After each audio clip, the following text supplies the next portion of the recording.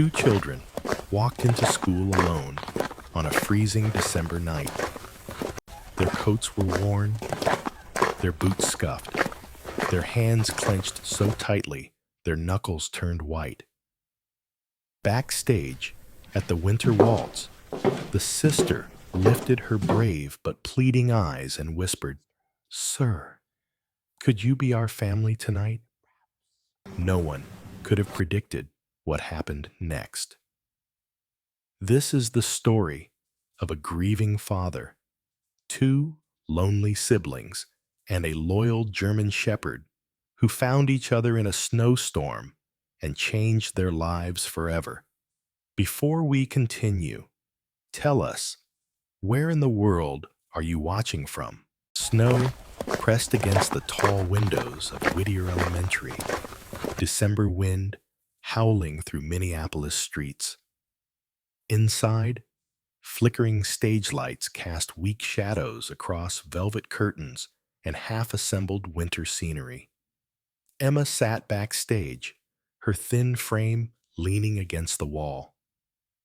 At just 10, she carried herself with the composure of someone far older. Her long legs looked fragile in wool tights, her pale cheeks flushed pink, and her neat braid, tied with a blue ribbon, framed serious eyes. Beside her, 7-year-old Noah shifted nervously, curls untamed, wide hazel eyes darting toward the noise outside.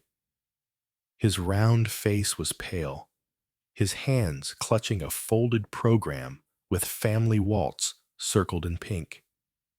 Emma squeezed his trembling fingers through the worn gloves. "Just look at me when you're scared," she whispered.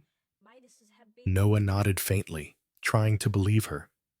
He loved puzzles and songs, but hid behind Emma whenever strangers came close. Tonight, the thought of standing on stage without parents gnawed at him harder than the cold. From the corner, a German shepherd lifted his head. Ranger, 5 years old, with thick tan fur and amber eyes, padded over, pressing his nose into Noah's hand. The boy froze, then smiled faintly. "Hi, Ranger." Above them, on a ladder, Ethan Brooks adjusted a dimmer switch. 34, broad-shouldered from years as an electrician, his flannel sleeves rolled, dark hair tousled, jaw shadowed with stubble. Loss lingered in his brown eyes. His wife had died 3 winters ago, but warmth softened their edges. He descended, boots thudding. "You two okay back here?" Emma straightened, chin lifted. "We're fine. My brother just doesn't like crowds." Ethan glanced at Ranger and smirked. "My assistant here fixes broken bulbs and frozen hearts." Noah let out a shaky laugh. A rustle drew Ethan's eyes to Emma's program, its blank space where parents' names should be. Before he could ask, Miss Carter swept past. In her 40s, coat buttoned tight, eyes tired but sharp, she leaned down briefly. "Keep an eye on your brother, Emma." Then she was gone. Emma's jaw tightened, always the caretaker. Music swelled from the auditorium. Emma turned to Ethan, lips trembling but voice steady. "Sir, when the family dance begins, could you stand with us? Just tonight." Like family, Ethan froze. Ranger barked softly, as if nudging him. Looking at Emma's steady eyes and Noah clutching the program like a shield, something inside him shifted. Finally, he nodded. "Tonight, I'll be Uncle Ethan." Relief flickered across Emma's face. Noah whispered curiously, "And Ranger, is he our big brother?" Ethan chuckled, handing him a snowflake-shaped keychain. "Your courage token. Hold it when you're scared." Noah clutched it like treasure. "Third grade, line up backstage," a voice called. Children gathered, the corridor buzzing, Ms. Carter reappeared, frowning at Ethan. And you are? Just someone making sure they don't stand alone, he said calmly. Before more could be said, a gust of icy air burst through the side door, scattering snow across the stage. The repaired lights flickered. Voices shouted from the hall. Warning, ice on Loring Park Lake is unstable! Noah flinched, eyes wide with panic. The storm of noise overwhelmed him. He saw Ranger darting toward the open door and bolted after him. Noah! Emma cried, lunging on unsteady legs. The December night pressed hard against Minneapolis, its air sharp enough to sting the lungs. Loring Park lay only a few blocks from the school, its pond sealed under a thin skin of ice that gleamed beneath dim yellow lamps.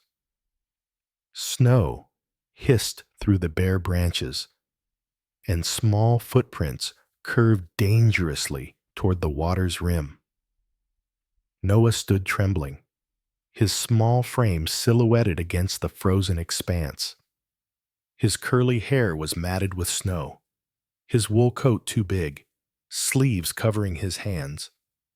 Hazel eyes wide, he clutched the snowflake keychain Ethan had given him, pressing it deep into his palm as if it alone could steady him. Emma stumbled onto the snowy path, ribbon loose from the chase. Her tall, thin figure shook with fear at the sight of Noah so close to the brittle edge. Noah, she whispered carefully, stay right there. Ethan appeared moments later, breath steaming, boots crunching. His jaw was tight, eyes never leaving Noah. He had known panic before, but this was sharper, because losing this boy would matter as much as losing his own. From his belt, he pulled a coil of wire, tying it around his waist before handing the other end to Emma. You're the anchor, he told her firmly. Ranger bounded forward, muscles rippling under his thick coat. At Ethan's whistle, the dog slowed, crouched low, amber eyes fixed on Noah. In his mouth, he carried a strip of red wool from Noah's scarf, wagging his tail as if to guide the boy home. Noah, Ethan called. Steady. We'll play a game 3-2-1 breathing. In for 3, hold 2, out 1. He exaggerated each breath until Noah, trembling, copied him. Slowly, the storm inside the boy dulled. That's it. You're stronger than the wind, Ethan whistled, short and rhythmic. 1 step back with Ranger each time. Noah blinked, then shuffled backward. Ranger mirrored him, tail wagging. Another whistle. Another step. The ice cracked faintly, but Noah's small weight held. Step by step, he reached the snowbank. Ethan lunged, pulling the boy into his arms. Noah sobbed into his chest, Ethan's voice firm. You're safe. I've got you. Emma dropped to her knees, relief breaking her composure, while Ranger pressed close to her side. From the path came Miss Carter, coat whipping in the wind. She froze at the sight, Ethan holding Noah, Ranger guarding Emma, fear dissolving into fragile safety. Her stern eyes softened. I saw everything, she said quietly, not accusing, but changed. For a moment, all 4 stood under the lamp's glow, breaths visible in clouds. Snow fell gently, storm fading. Ethan brushed Noah's curls back. Emma stepped forward, her voice soft but steady.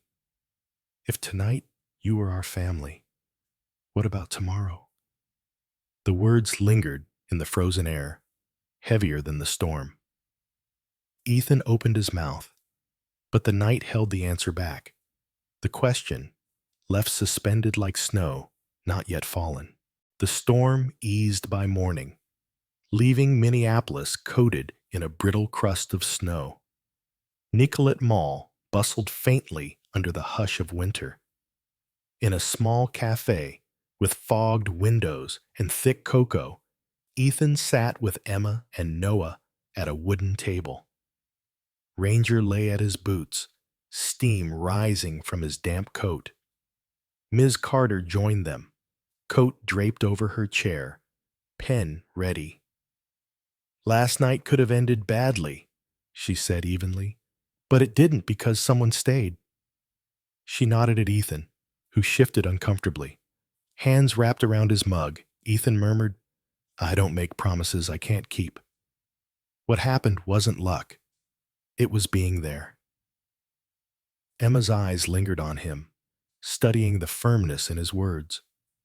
Noah slurped cocoa, leaving a chocolate mustache that made Ranger twitch his ears. For the first time in hours, the boy laughed.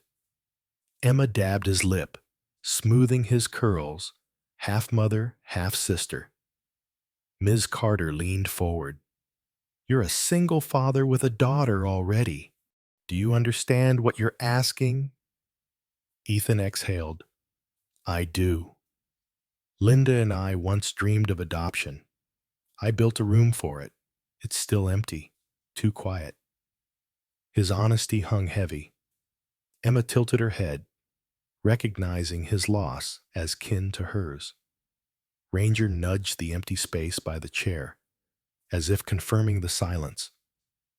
Sarah, the cafe owner, set down pastries. "On the house," she smiled. She knew Ethan well, but asked nothing, only winked at Noah, who ducked shyly. Ms. Carter tapped her notebook. Supervised visits, twice a week. Every detail logged. Her eyes softened. "If you're serious, this is where it starts." Ethan nodded. "Supervised or not, I'll show up." So the visits began at North Star Home, a brick building with smudged windows and salted steps. Inside, children swarmed Ranger, laughter echoing down linoleum halls. But the dog always returned to Emma and Noah. Noah gained confidence, practicing commands, sit, stay, paw, his voice steadier each time Ranger obeyed. His laughter rose above the room. Emma, meanwhile, spoke with surprising maturity at the kitchen table. "I want to study biology," she confessed, hands wrapped around cocoa. Ethan listened, recognizing her spark. Ranger played mischief, stealing Emma's wool gloves and trading them for pine cones, drawing reluctant laughter even from weary staff. Ms. Carter filled her notebook, her skepticism easing into faith as she noted Noah's growth. Emma's calm, Ethan's patience. One Friday evening, as bunks filled and lights dimmed, Ethan lingered in the hall. Ranger pressed against his leg, alert. Emma stood at the far end, fragile under her strength. "Mr. Brooks," she asked softly, "if we're just temporary, what happens when it ends?" Her words cut through the quiet. Ethan opened his mouth, but Ms. Carter's voice snapped from the doorway, clipboard closing. The moment slipped, an answer left unsaid.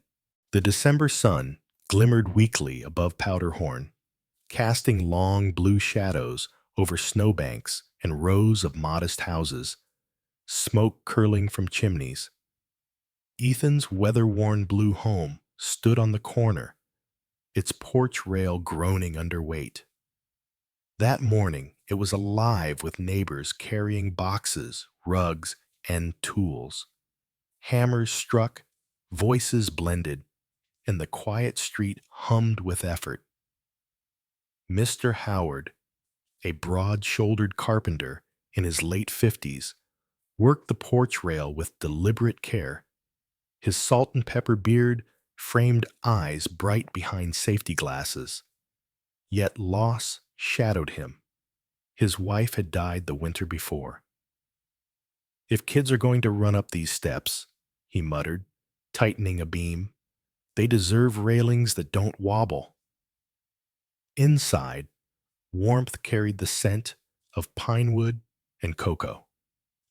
Emma and Noah lingered near the kitchen, where Jennifer Lee, a tall lawyer in her 30s with sharp bangs and rimless glasses, unpacked frames. Her humor was dry, but her eyes softened at the children. Once a foster child herself, she promised Ethan pro bono help. If you're serious, no red tape will scare me. Ethan, not a man who asked easily, nodded in quiet gratitude. Upstairs, Emma ran her fingers over lavender walls in the untouched bedroom, now lined with posters of constellations and circuits. Ms. Walsh, her teacher, had even sent a scholarship letter pinned to the corkboard.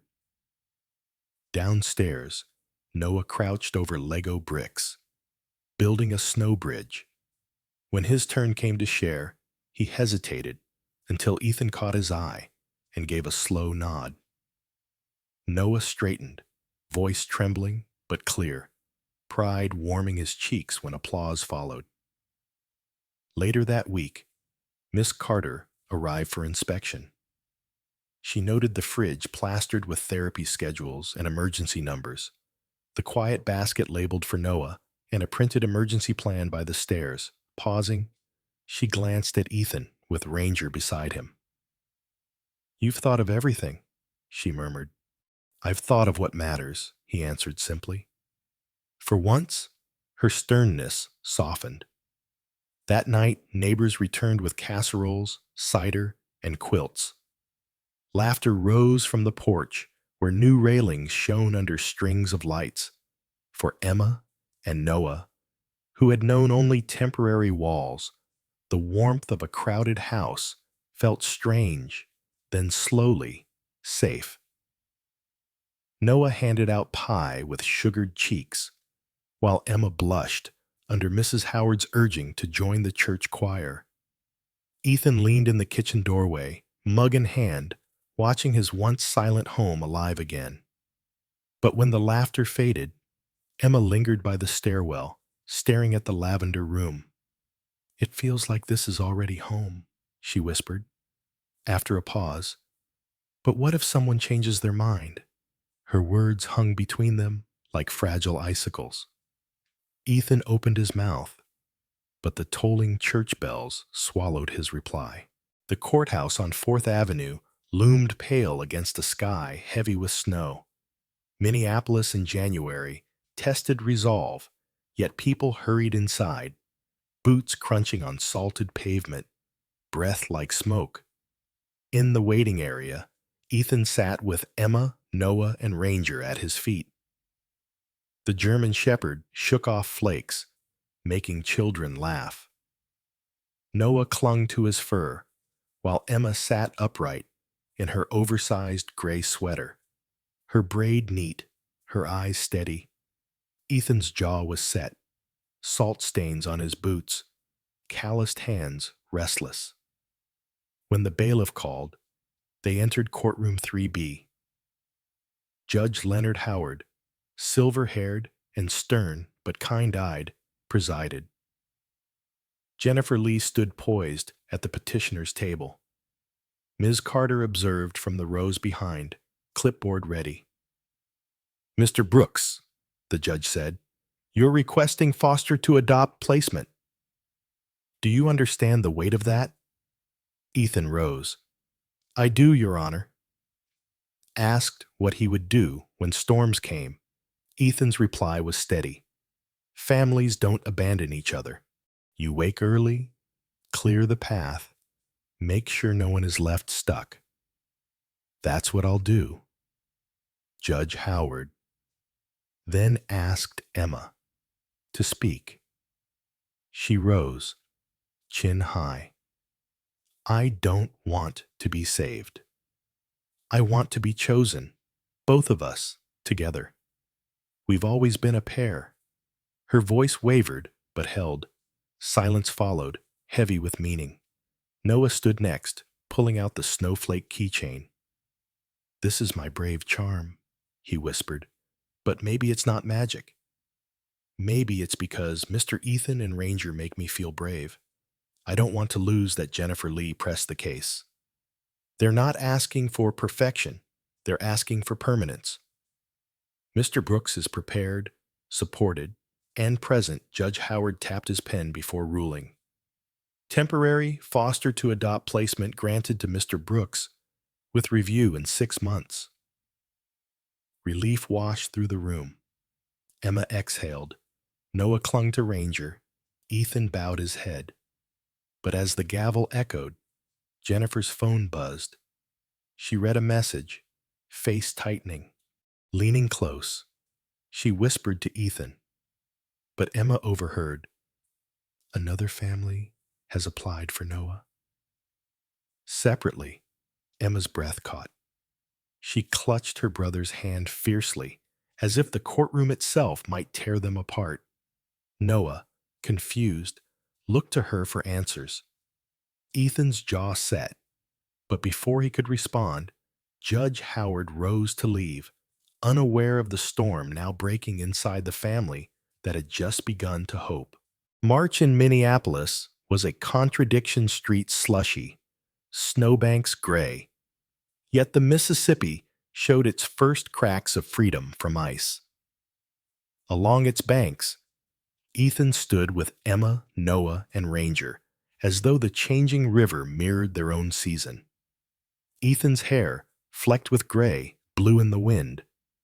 Under his arm, he carried a folder letters, testimonies, schedules, photographs, the map of a father demanding permanence. Emma, taller now in a light coat, held her head high, her braid bouncing. Noah, in a navy hoodie, cheeks red from chill, gripped Ranger's leash with new boldness, the snowflake keychain swinging proudly. They weren't there for fresh air, but for practice. Ethan called it the confident step. Ranger padded forward, with calm grace, tail high, and Noah copied him, shoulders squared. Then, holding a note card, the boy read aloud, "A home is not walls.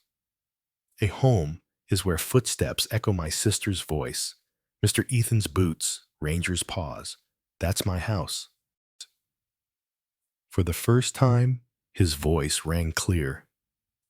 Ms. Carter, watching in her wool coat, lowered her clipboard. "2 children," she murmured.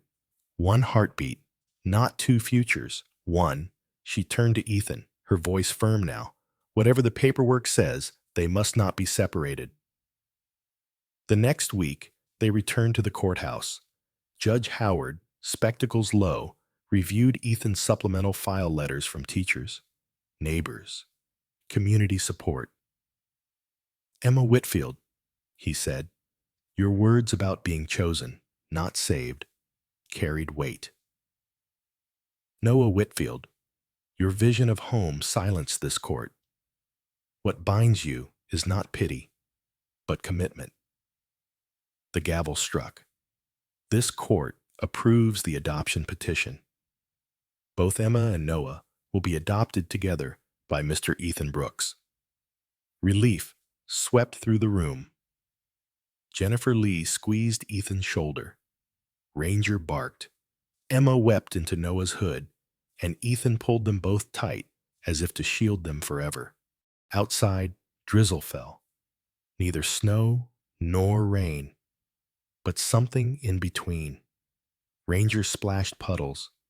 Emma laughed through tears, and Noah pressed the keychain into Ethan's palm. "I don't need this anymore." Ethan curled his fingers back around it. "Keep it. Not as a charm, but as a reminder of what we built." They walked home together, 3 sets of footsteps and 1 set of paw prints. For the first time, Emma's fear. What if someone changes their mind? Felt like a shadow from another season. A year had passed since the gavel fell, and rain baptized their beginning. Winter returned to Minneapolis, but this time The city felt like a stage. Loring Park, once a place of fear, now glowed with lanterns over the frozen pond. Waltz music floated with the sound of skates and laughter.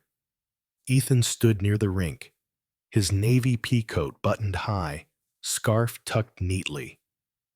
The grief he carried had softened, replaced by the roots of family.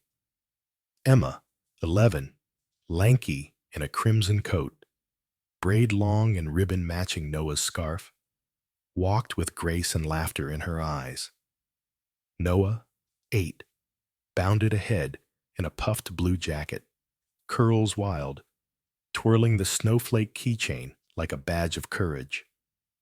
Ranger, now 5, silver streaks at his muzzle, strode dignified, yet loyal, always near his family. When the music swelled, Ethan bowed to Emma. "May I have this dance, young lady?" She giggled, mittened hand in his, boots sliding clumsily yet joyfully across the snow. Lantern light crowned them as Emma's laughter rang free. Nearby, Noah tugged Ranger's leash, the dog spinning obediently. "Look, Ranger's dancing too," he shouted, laughter echoing. Later, Emma pulled a folded letter from her coat. "It's from Mia, a girl at North Star Home. She says she feels invisible." Her voice trembled, then steadied as she read her reply. "You are not invisible. Families show up, sometimes when you least expect them." She smiled faintly. I told her about us, how we met here. Ethan placed a hand on her shoulder. "You're giving her what you once asked for, a reason to believe." The park had banners. Choose Family Minneapolis. Tables offered cocoa, cookies, and volunteers bustled. Ms. Carter, without her clipboard, raised her thermos toward Ethan in quiet salute. Around them, families mingled, laughter rising with the music. Ethan spun Emma again, boots tracing imperfect arcs, while Noah cheered and Ranger barked in rhythm. Snow fell gently, lanterns glowing. From above, the family looked small, but unshakable. A symbol, not of fear or separation, but of connection. Their story wasn't ending. It was beginning. Love, carving its path across ice, steady, enduring, and waiting for spring in the heart. In the end, this story is not only about two orphaned children, a grieving man, and a faithful German shepherd. It is about how God weaves miracles into ordinary days, placing people exactly where they are needed most. Just as the snow melts and makes way for spring, God reminds us that no winter of loneliness lasts forever. Faith, love, and second chances can blossom even in the coldest seasons of our lives. If this story touched your heart, share it with someone who needs hope today. Leave a comment with your thoughts, and don't forget to subscribe so together we can spread more stories of kindness, faith, and family. May God bless you and your loved ones, guiding your steps, warming your homes, and reminding you that miracles still happen, sometimes when you least expect them.